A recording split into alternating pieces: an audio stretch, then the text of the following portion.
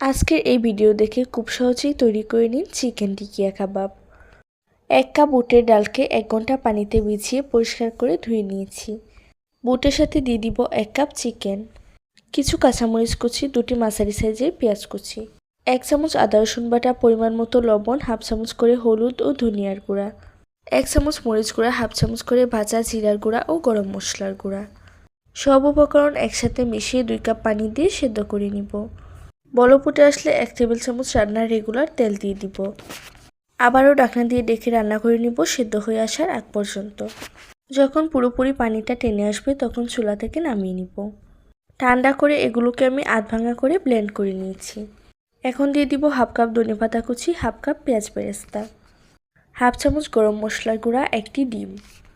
হাত দিয়ে ভালোভাবে মেখে নিব। মাখানো হয়ে গেলে এরকম কাবাবের শেপ দিয়ে নিব। একে একে সবগুলোকে বানিয়ে নেওয়া হয়ে গেলে বেছে নিব। তেলটা ভালোভাবে গরম করে কাবাবগুলো দিতে হবে।